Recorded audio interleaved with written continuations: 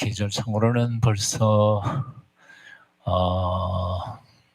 가을이 들어섰음에도 불구하고 날씨는 여전히 뜨거운 여름인 것 같습니다. 그동안 뜨거운 여름에 어떻게 잘 지내셨는지요? 이제 누가의 신앙 안에서 21번째 시간, 나는 누구? 그리고 나는 어떻게 살아야 하나 하는 제목으로 누가복음 6장 27절부터 36절까지의 말씀 함께 공부하도록 하겠습니다. 먼저 기도하도록 하겠습니다. 이제 방학에서 개학했으니까 제가 기도하고 가을에 또 은혜 주시기를 잠깐 기도합니다. 살아계신 하나님을 찬양합니다.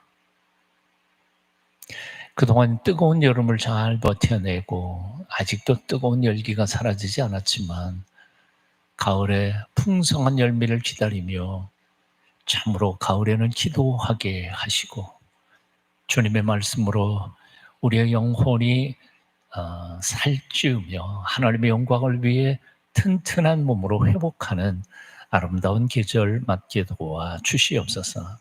오늘로 이제 시작합니다. 성령님의 우리와 함께 계셔 주시고 또 그동안 혹 쉬었던 우리의 마음, 생각, 머리 깨우쳐 주시고 주님 말씀 사랑하게 하여 주시옵소서. 예수님의 이름으로 기도하옵나이다. 아멘.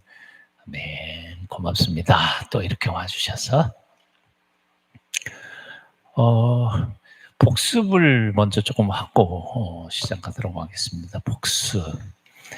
방학하기 전에 우리가 맨 처음에 배웠던 이제 마지막으로 공부했던 데가 바로 평지설교.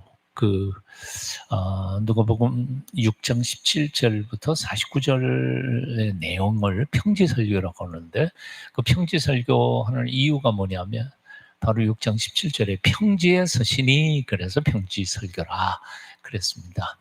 자, 그런가 하면 이 평지설교의 마태복음 버전이 바로 산상수훈인 거죠. 밑에 보시면 마태복음 5장 1절부터 7장 27절까지가 바로 산상수훈의 전문입니다.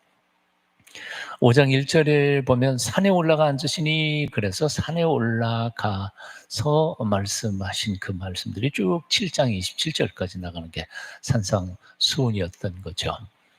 자, 우리가 6장 20절부터 26절까지가 바로 지난 시간에 우리가 배웠던 네 가지 복, 네 가지 화에 대한 것이었습니다. 이것을 가리켜서 천국 헌장이라 하나님 나라에 들어가는 사람들의 헌법과 같은 그런 이야기를 헌장이라 그렇게 표현했었습니다. 그게 바로 네 가지 복, 네 가지 화에 대한 가르침이었죠. 자, 그런가 하면 마태복음하고 비교를 해보면 마태복음은 이렇게 한 번에 몰려있는 게 아니라 마태복음 5장 1절부터 12절까지는 8가지 복에 대하여 선언한 데 비해서 화는 따로 7화, 그래서 마태복음 23장 13절부터 36절까지가 7가지 화에 대하여 따로 편집을 했죠. 그런데 그것을 누가복음에서는 그냥 한꺼번에 사복, 사화로 했었던 것을 지난번에 다 배웠던 거니까 기억하고만 넘어가시면 되겠습니다. 자, 그런데 여기서 한 가지, 왜 누가복음 6장 20절 이하를 천국 헌장이라고 표현했냐, 그리고 5장 3절 이하를 팔복을 천국 헌장이라고 표현했나, 이런 마태복음 산상수훈의 흐름을 보면서 이해하시면 조금 더 이해가 쉽습니다. 보통 우리는 그렇죠. 하나님, 대한민국은 민주공화국이다 그래가지고 헌법 쭉 나오는 것처럼 천국에 대한 천국의 헌장, 이것이 8가지 복으로 선포하는 것이 바로 3절부터 12절까지 말씀이고요.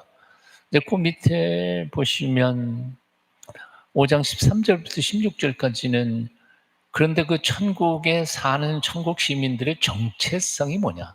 천국 시민은 어떤 존재이냐?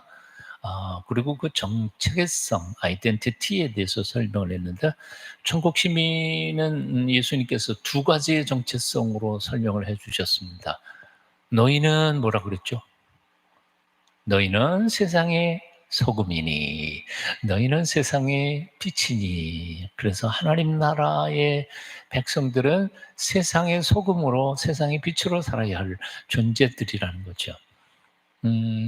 그러면서 그 다음에 그 천국 시민들은 다른 사람들과는 차원이 다른 삶을 살아야 된다. 그리고 선포한 게 바로 뛰어난 의라는 것이었습니다. 뛰어난 의.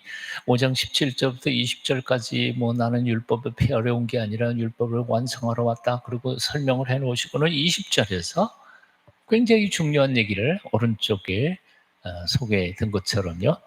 5장 20절 이게 핵심 구절입니다. 핵심 구절인데 우리 한번 같이 읽어보실까요? 그 탑원 안에 들어있는 말씀입니다. 함께 읽어볼게요. 시작.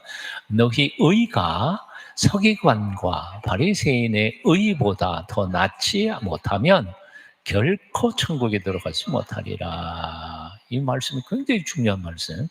산상순에서도 그렇고 평지설교에서도 중요한 말씀입니다. 왜냐하면 여기 등장하는 인물 두 부류의 인물이 있죠. 너희라고 지칭된 사람들, 그리고 서기관 바리새인들이라고 하는 사람들. 차원이 달라야 된다는 거예요. 그들 부류하고 똑같은 의의 삶을 살아가지고는 천국 못 들어가. 그러니까 천국에 들어갈 만한 자격을 갖춰야 된다고 생각한 게 뛰어난 의에 대한 설명입니다. 이제 마태복음을 주의 깊게 읽어보시다가 보면 그래서 5장 21절부터 48절까지는 누구의 의? 서기관의 의보다 뛰어나야 할 천국 시민의 의를 설명합니다. 혹시 기억하시나요? 서기관은 뭐 하는 사람들이에요? 율법을 연구하는 사람들이 있고 율법을 연구하고 율법 학자들인 거죠. 그래서 서기관, 그거는 율법을 쓰는 사람들, 필사할 뿐만 아니라 단순히 필사하는 게 아니라 그 율법의 조문을 따지고 원문을 만들고 이런 해석을 하고 하는 사람들이 율법학자들입니다. 서기관들의 의의는 어떤 의인관이 그 이제 여러분 산상수훈을 마태복음을 쭉 나중에 한번 꼭 읽어보시면 살인법 또는 간음법, 맹세법, 복수법, 사랑법 이런 것들이 서기관들의 율법과 우리 천국 시민에 들어갈 그리스도인들의 차원이 달라야 된다는 거죠. 살인법 뭐예요? 예. 욕하면 뭐 저주받는다 그렇지만 너희 마음속에 나쁜 생각만 해도 욕만 해도 너희는 이미 살인한 것과 똑같다. 차원이 다른. 간음도 역시 마찬가지죠. 여인과 간음한 게 문제가 아니라 여인을 보고 음욕을 품는 자가 이미 간음했어. 맹세법도 마찬가지예요. 맹세하지 마라. 맹세 자체를 너희는 할 수가 없어. 복수법도 역시 마찬가지입니다. 조금 이따가 다시 이건 또 나오겠습니다만 여하튼 서기관들의 의보다는 우리 그리스도인들의 의는 뛰어나야 한다 하는 얘기가 5장 21절부터 48절까지의 내용입니다. 어디요? 마태복음입니다. 산상수훈에 대한 이야기요. 그 밑에 보시면 6장 21절부터 18절까지는 바리새인의 의 나오죠. 바리새인의 의는 또 바리새인의 의가 세 가지죠. 바리새인들이 자랑하던 의, 자신들이 우리는 하나님의 사랑받는 의로운 사람들이다. 너희 죄인들은 과는 차원이 다르다. 그랬을 때 그들이 자랑했던 세 가지 뭐죠? 첫째, 구제. 둘째, 기도. 우리는 기도 많이 해. 셋째, 금식. 이 세 가지가 바리새인들의 의였는데 너희는 그 구제할 때 바리새인들처럼 광고 나팔 불면서 하지 마라. 기도할 때 골방에 들어가서 해. 성전 앞에서 시장바닥에서 기도하는 흉내만 폰만 잡지 말고 금식할 때 남들 모르게 하늘에 계신 아버지만 알도록 해. 이게 바로 그들보다 뛰어난 의에 대한 이야기죠. 자, 그런가 하면 그렇게 5장 20절에서 이 표현된 이 뛰어난 그리스도인들, 천국에 들어갈 그리스도인들의 의를 소개한 후에 마태복음 6장 19절부터 7장 27절까지는 그 다음에 이제 기타 등등등등 해서 예수님께서 천국 시민이 행해야 할 몇 가지 가르침에 대해서 등등등등 소개합니다. 자, 그러면 이 마태복음에 비교해서 누가복음으로 다시 올라가 보시면 우리가 누가복음 20장 26절이 천국 현장이라고 그랬죠. 이것은 마태복음의 5장 3절부터 12절하고 똑같은 거였고요. 그 다음에 배운 게 바로 이제 오늘 할 겁니다. 오늘 배울 게 6장 27절부터 36절까지. 뭐예요? 서기관의 의, 바리새인의 의보다 뛰어난 의에 대한 이야기를 오늘 다루게 될 겁니다. 그리고 이제 6장 37절부터 49절 남은 평지설교는 여기 마태복음의 기타 표현처럼 기타 등등이 됩니다. 자, 근데 여기에서 꼭 짚고 넘어가야 할 중요한 질문이 있습니다. 곧 타원 속에 넣었던 너희의라고 하는 거예요. 너희가 누구냐 하는 거예요. 너희가 누구냐?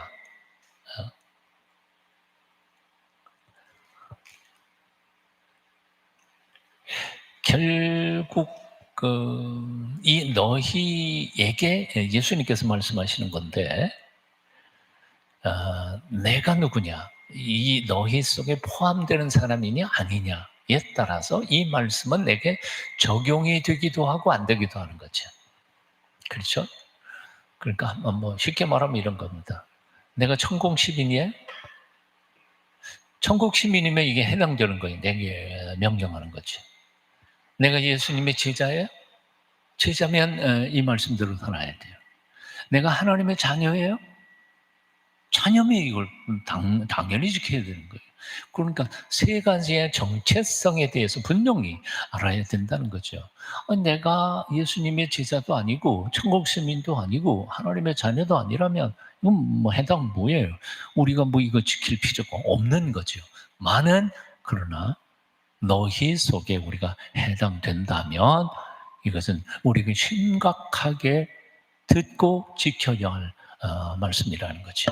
자, 이제 두 번째 단락으로 넘어가 보겠습니다. 그래서 단락은 두 번째 장이지만 사실은 오늘 본문의 첫 번째 본문입니다.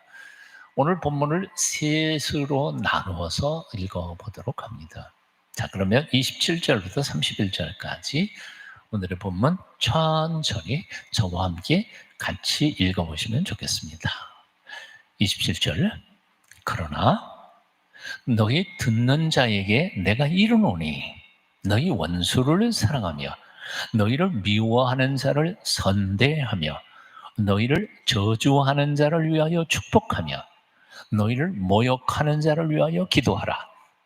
너의 이 뺨을 치는 자에게 저 뺨도 돌려대며 네 겉옷을 빼앗는 자에게 속옷도 거절하지 말라. 내게 구하는 자에게 주며 내 것을 가져가는 자에게 다시 달라 하지 말며 남에게 대접을 받고자 하는 대로 너희도 남을 대접하라. 이게 명령입니다. 이게 명령이에요. 자, 그런데 여기 구절을 주의 깊게 잘 보십시오. 27절부터 쭉 가다가 보면 너희 원수를 사랑하며 그래서 너희 했어요. 그렇죠? 근데 그것도 두 번째는 또 너희를 미워하는 자를 선대하며 또 너희 그랬어요. 28절에 넘어가면 너희를 저주하는 자를 위하여 축복하며 너희 했어요. 그리고 너희를 모욕하는 자를 위하여 기도하라. 너희가 네 번이나 등장하죠. 그런데 29절 넘어가면서 갑자기 너희가 즉 복수가 단수로 바뀌어요. 29절에 너의 이 뺨을 치는 자에게 그 다음에 쭉 가면 내 겉옷을 그 다음에 또 가다가 보면 뭐예요? 내게 구하는 자에게 그리고 네 번째는 또 내 것을 가져가 너희 것이 아니라 내 것을 가져가는 자에게 다시 달라 하지 말며 그러니까 지금 숫자를 세보셨죠? 너희가 4번 나오고 내가 4번 나와요. 이게 무슨 뜻일까요? 왜 문장을 이렇게 복수해서 단수로 갔을까요? 이것이 어떤 의미를 가지고 예수님께서 이렇게 말씀하시는 뜻이 있지 않겠어요? 예, 이런 겁니다. 이런 거예요. 이제 청중이 이렇게 있어요. 너희 그러다가 너희 하면 보통 우리는 나는 빼잖아요. 그래, 맞아. 근데 난 빼놓고 뭐 무의식적으로 내가 빼는 건 아니지만 그러나 이거는 김 집사가 꼭 들어야 되는 건데 오늘 결석했네 그렇게 생각하면 그런데 갑자기 너희 하던 손가락을 가르쳐서 내가 앞에 앉아 있는 김 집사 내 것을 누가 가져간다 그럴 때 그거 그냥 줘.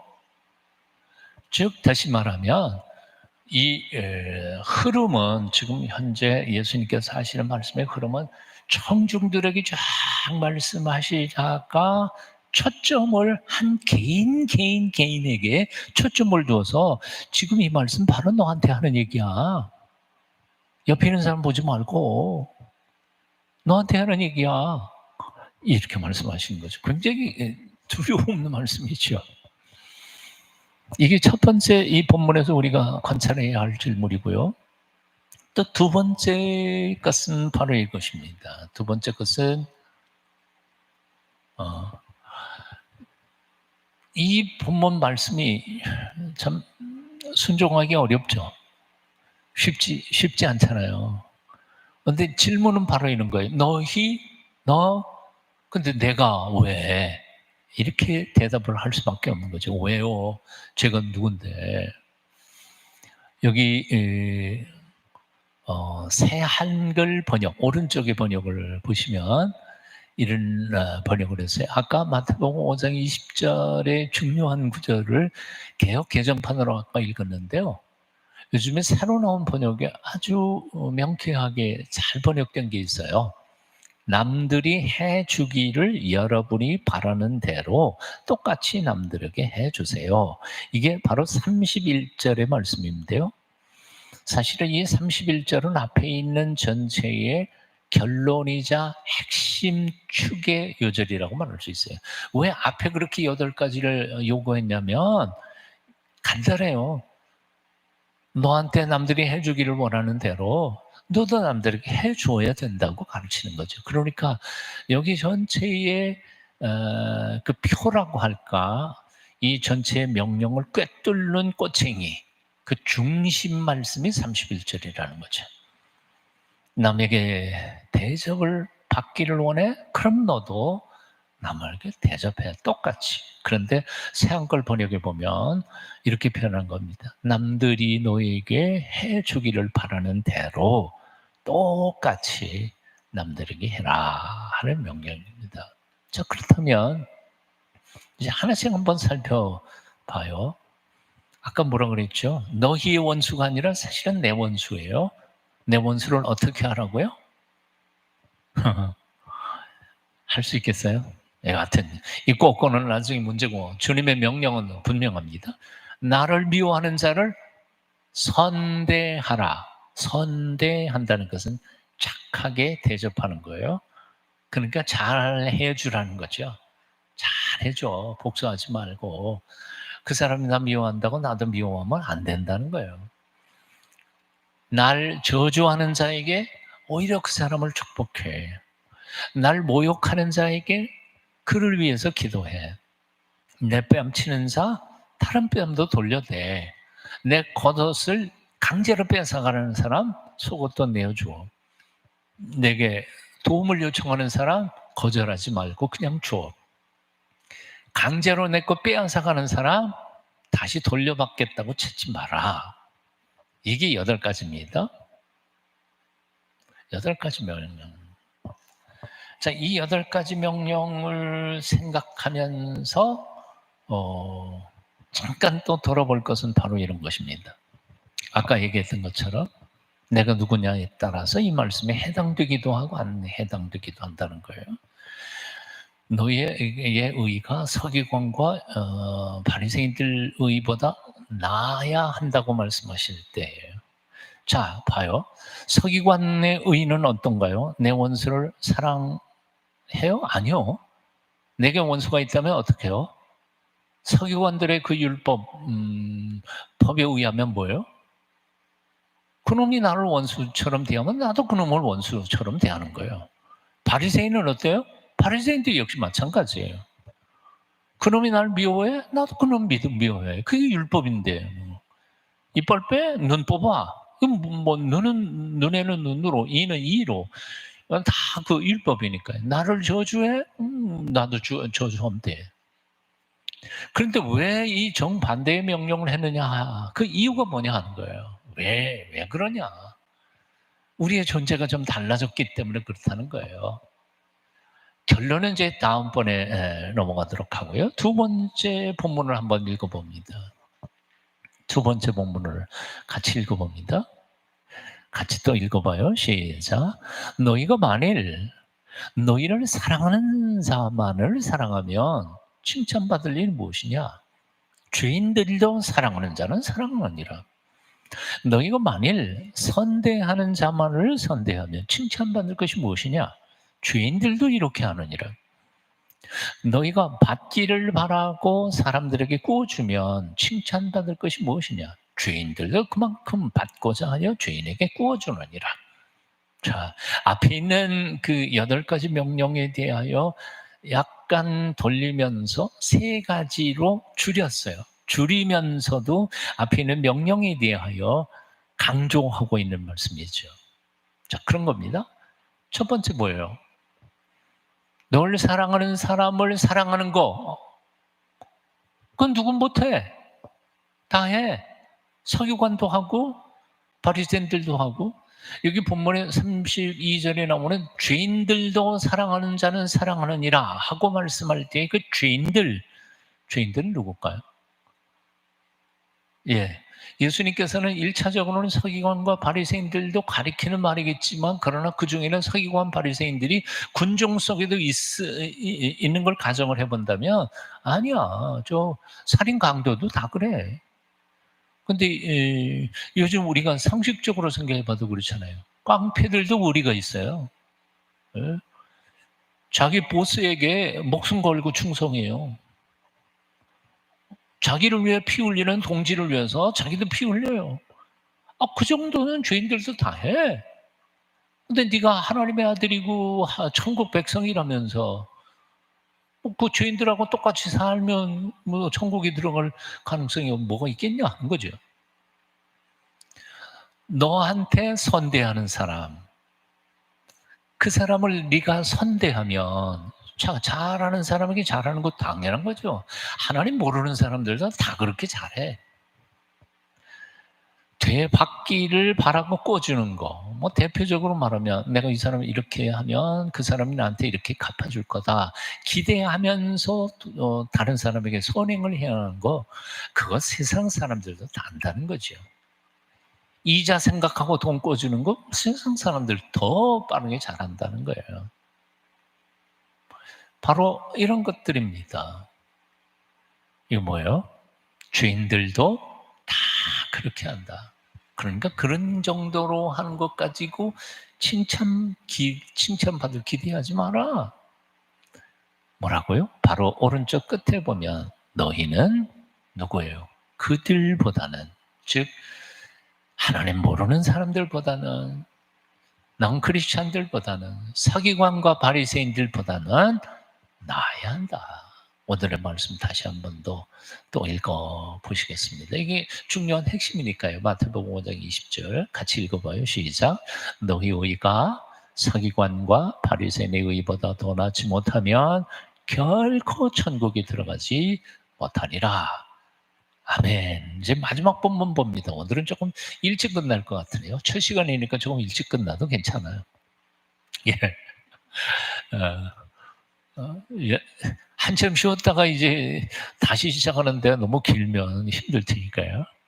자, 세 번째 본문 같이 읽어봅니다. 시작. 오직 너희는 원수를 사랑하고 선대하며 아무것도 바라지 말고 구워주라. 그리하면 너희 상이 클 것이요 또 지극히 높으신 이의 아들이 되리니 그는 은혜를 모르는 자와 악한 자에게도 인자하시니라. 너희 아버지의 자비로우심 같이 너희도 자비로운 자가 되라. 그랬습니다. 이 결론 부분입니다. 한 번 더 읽어드릴게요. 한번 마음속으로 생각해 보십시오. 오직 너희는 원수를 사랑하고 선대하며 아무것도 바라지 말고 구워주어라. 그리하면 너희의 상이 클 것이요 또 지극히 높으신 이 아들이 되리니 그는 은혜를 모르는 자와 악한 자에게도 인자하시니라. 너희 아버지의 자비로우심 같이 너희도 자비로운 자가 되라. 아멘. 세 가지로 정리했어요. 주님의 명령이 여기에 원수를 어떻게 해요? 사랑하고 선대 잘 대하고 내 원수지만 바라지 말고 구워주어라. 근데 여기서 우리가 생각해야 할 게 하나 있어요. 앞에서 제가 미리 말씀을 못 드렸는데 인간관계는 나를 미워하는 사람, 내게 원수처럼 대하는 사람, 나를 모욕하고 욕하는 사람, 이런 사람들이 반드시 그 사람만의 허물이요 잘못이라고 단정 지을 수 없는 관계가 인간관계라는 거예요. 과연 나하고 원수가 된 그 사람이 정말 그 사람이 나를 원수처럼 대하는 데에는 나의 허물과 잘못은 조금도 없었다고 생각할까? 그 사람이 나를 모욕하는 사람이 정말 그 사람을 모욕하게 된 배경 속에 나의 실수는 없었을까? 하나님은 어떻게 판단하실까? 그러니까 어떤 사람이 어떤 사람에게 행동할 때에 나쁜 짓을 할 때 반드시 그것을 상대방의 잘못만으로 판단해서는 안 된다는 거죠. 나도 약점을 가진 사람이고 그저 약점을 가진 사람이기에 그래서 나의 약점, 나의 모자람, 나의 실수를 생각하면서 그가 내게 어떻게 해주기를 바라는 모습으로 그를 대할 때 원수도 사라지고 나를 모욕하고 나를 욕하고 비난하던 그 사람들도 하나님께서 은혜 가운데서 회복해 주시지 않겠느냐 하는 것이죠. 가능할까요? 예, 힘들지만 하나님께서는 그런 화해의 세상, 아름다운 화목의 세상, 그래서 팔복 얘기일 때에도 예수님께서 뭐라고 그랬어요? 화평케 하는 자는 복이 있나니 저희가 하나님의 자녀가 될 것이요 라고 말씀하셨어요. 하나님의 자녀가 어디로 들어가요? 천국이거든요. 천국 시민이 바로 그런 사람이니까요. 자, 그리고 원수를 사랑하고 선대하고 바라지 않고 구워주게 되면 결과는 어떨까요? 결과는 첫째, 받을 상이 크리라 그렇게 표현했습니다. 너희가 받을 상이 클 것이라. 상이 뭘까요? 상상 한번 해보세요. 크다 그랬어요. 얼마나 큰 상일까요? 온 우주 만물을 지으신 천지를 창조하신 창조주 하나님이 주시는 상입니다. 보통 상은 아닐 거예요. 올림픽 금메달 정도? 대한민국 훈장 정도? 훈장 받은 사람 자랑하는 얘기 들어보니까 그렇더라고요. 훈장을 받으면요, 어떤 훈장은 죄를 지어도 법정에서 어느 정도의 죄까지는 깎아준대요. 훈장의 무게에 따라서. 사면 받을 수도 있고. 그거 대단한 거 아니에요? 그거 얼마 엄청난 특권이에요. 그런데 한 나라의 훈장도 그 정도라면 우주의 주신이고 우리 인생의 주인이신 하나님께서 상을 주시겠다는데 그런 시시한 거 주실 일은 없으리라고 생각해요. 그러니까 그 상 바라고라도 어떻게 해요? 사랑하려고 애쓰고 노력해야 될 거라고 생각해요. 두 번째는 상이 뭡니까? 지극히 높으신 이의 자녀가 되리라. 지극히 높으신 이 하나님이십니다. 나는 이 지극히 높으신 이라는 표현 속에 한 나라의 황제의 아들, 황태자만 돼도 얼마나 대단한 특권과 그런 삶을 살아갑니까? 민주주의 국가인데도 불구하고 5년마다 대통령이 바뀌는데 그 대통령의 아들, 딸만 돼도 얼마나 대단해요. 그래서 나중에는 정권 바뀌고 나면 다 붙잡혀 들어가고 그러지만 여하튼 그런데 지극히 높으신 하나님의 자녀가 되는 특권은 또 얼마나 대단할 것일까요? 왜 지극히 높으신 이의 자녀가 될까요? 이유는 그분은 모든 자에게 인자하신 분이시기에 우리가 모든 자에게 인자하게 되면서 선대하고 그렇게 사랑하면서 살다가 보면 하나님 아버지의 자녀가 된다는 거죠. 본문은 아들이라고 그랬지만 이건 아들만 가리키는 건 아닙니다. 자, 그런데 여기에 우리가 잊지 말아야 할 부분이 있습니다. 그럼 만일 우리가 이렇게 살지 못하면 하나님의 자녀가 못 되는 걸까요? 질문. 그러니까 지금까지 했던 얘기예요. 너희 의가 바리새인의 의과 서기관의 의보다 낫지 못하면 너희가 결단코 천국에 들어가지 못하리라 그랬는데 그러면 이렇게 못 살면 하나님의 자녀는 못 되는 걸까요? 자녀가 못 되니까 천국 못 들어가는 걸까요? 어떤가요? 문맥을 잘 살펴보세요. 어떨까요? 하나님의 자녀가 되는 것은 우리의 행위로 하나님의 자녀가 되는 건 아니라는 것을 우리는 알잖아요. 그런데 왜 이렇게 행위를 또 강조하는 걸까요? 예, 해답은 바로 36절에 나와요. 36절 뭐라고 되어 있어요? 너희 아버지의 자비로우심 같이 너희도 자비로운 자가 되라고 명령했는데 36절에는 하나님을 우리의 아버지라고 예수님께서 선포하세요. 그러니까 앞에 나왔던 말들은 이렇게 하면 너희는 하나님의 자녀가 된다라고 서술은 그렇게 분명히 했지만 사실은 36절 보면 예수님의 말씀은 뭐예요? 이미 너희는 뭐예요? 하나님의 자녀야. 이미 너희는 하나님의 자녀야. 그러니까 앞에서 쭉 해온 말씀의 진정한 뜻은 뭔고하니 너희는 하나님의 자녀이니까 하나님 닮은 삶을 살아야 되는 거 아니냐 하는 거죠. 하나님이 자비로우신데 너는 무자비하게 살아서 되겠냐 하는 거예요. 예수 그리스도께서 사셨던 삶의 모습을 우리가 곰곰이 묵상하면서 수련하고 배워가면서 예수님을 닮아가고자 하는 것이 바로 우리 신앙생활의 여정이지 않아요? 그러니까 다시 한 번 더 얘기한다면 우리가 열심히 예배당 다니고 말씀 묵상하고 말씀대로 살고 이웃 사랑하고 선교 열심히 하고 봉사하고 이런 거는 천당 가는 티켓 받기 위해서 하는 건가요? 전혀 아니에요. 이미 우리는 천국 들어가는 보장은 예수 그리스도의 보혈이 피로 우리에게 보장받은 거 아니에요. 그러면 지금 우리가 말씀 묵상 깊이 해야 되고 이렇게 노력하는 삶은 뭐예요? 예, 이미 하나님의 아들이 되고 하나님의 딸이 된 존재로서 하나님의 아들답게 딸답게 살아가는 삶을 우리가 삶 속에서 실천해야 하는 거죠. 이게 바로 그래서 오늘 본문 전체에서 가장 중요한 것은 바로 36절입니다. 너희 아버지가 자비로우신 분이야. 긍휼이 풍성하신 분이야.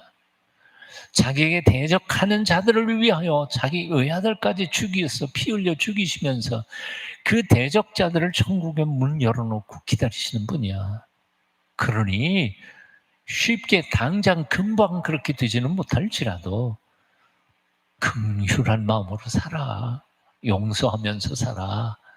너 모욕하는 사람들을 위해서 잘 대하고 너 저주하는 사람 위해서도 기도해주고 내가 원수들이나 모욕하는 자들이나 저주하는 사람들이 내게 어떻게 대해주기를 바라는 그만큼 그들에게 대해줄 때 하나님께서 큰 상 내려주실 거다. 아멘이세요? 예, 조금은 복잡한 내용이지만 사실 오늘 본문 말씀의 뜻은 그런 것입니다. 자, 그러면 마지막 총정리하면서 그러면 이제 우리는 어떻게 살까요? 예, 같이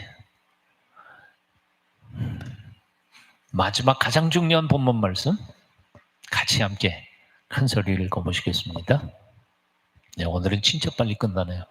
오직 시작. 오직 너희는 원수를 사랑하고 선대하며 아무것도 바라지 말고 구원주라. 그리하면 너희 상이 클 것이요 또 지극히 높으신 이의 아들이 되리니 그는 은혜를 모르는 자와 악한 자에게도 인자하시니라. 너희 아버지의 자비로우심 같이 너희도 자비로운 자가 되라. 아멘. 가능하면 다음 주 수요일까지 이 35절, 36절 요절로 암송하시면 좋겠습니다. 요절로. 자, 결심 한번 억지로 제가 만들어 봤습니다. 네. 힘들어도 이렇게 하리라 결심해 보겠습니다. 같이 읽어보시죠. 원수를 사랑하고 선대하고 바라지 않고 구워주리라. 아멘. 네, 그리하면 받을 상이 크리라. 지극히 높으신 이의 자녀가 되리라. 우리 아버지처럼 자비로운 자가 되리라. 아멘. 아멘. 자, 묵상하는 시간 가지도록 하겠습니다. 잠깐 묵상합니다. 오늘 주신 말씀 중에 한마디만이라도, 딱 한마디만이라도 말씀 붙잡고 한 2, 3분 정도 기도하는 시간을 가지도록 하겠습니다. 말씀이신 주님 앞에 모든 것 내려놓고 들려주시는 음성 듣습니다. 주님, 오늘도 내 마음에 꼭 필요한 말씀으로 다시 한번 들려주시고 주님 말씀대로 살게 해주십시오. 묵상하시겠습니다.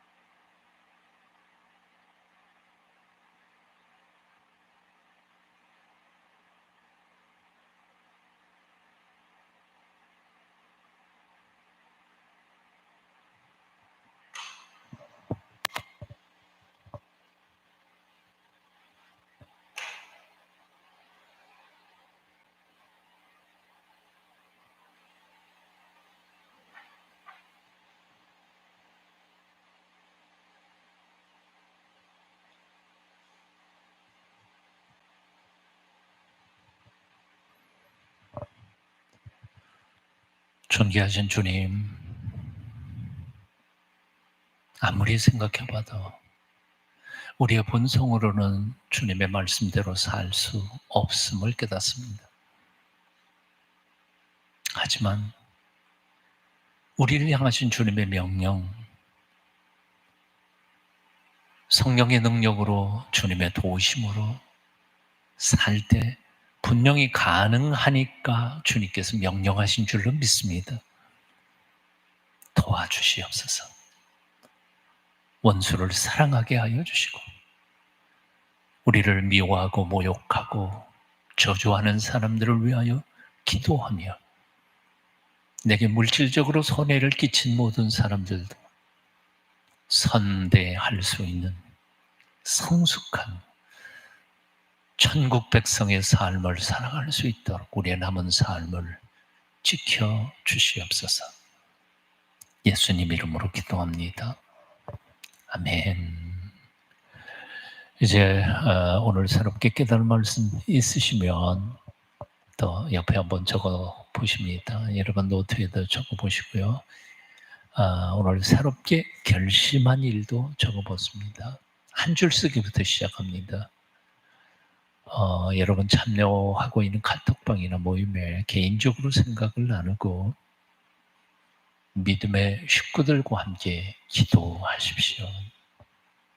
나 혼자 생각하고 머릿속에 생각하고 지나가 버리면 그거로 끝입니다.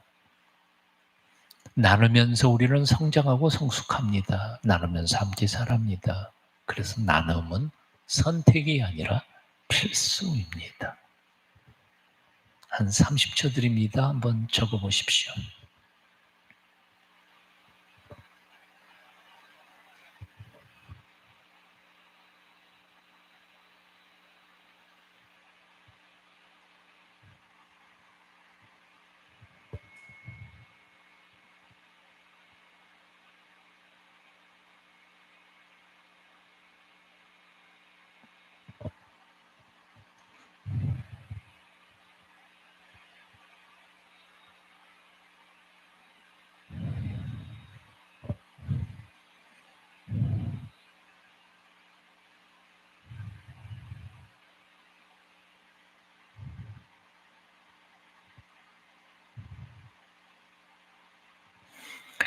이제 주님 가르친 기도로 모든 순서 마치겠습니다. 하늘에 계신 우리 아버지, 아버지의 이름을 거룩하게 하시며 아버지의 나라가 오게 하시며 아버지의 뜻이 하늘에서와 같이 땅에서도 이루어지게 하소서. 오늘 우리에게 일용할 양식을 주시고 우리가 우리에게 잘못한 사람을 용서하여 준 것 같이 우리 죄를 용서하여 주시고 우리를 시험에 빠지지 않게 하시고 악에서 구하소서. 나라와 권능과 영광이 영원히 아버지의 것입니다. 아멘. 여러분 수고 많이 하셨습니다. 다음 주에 또 뵙겠습니다. 감사합니다.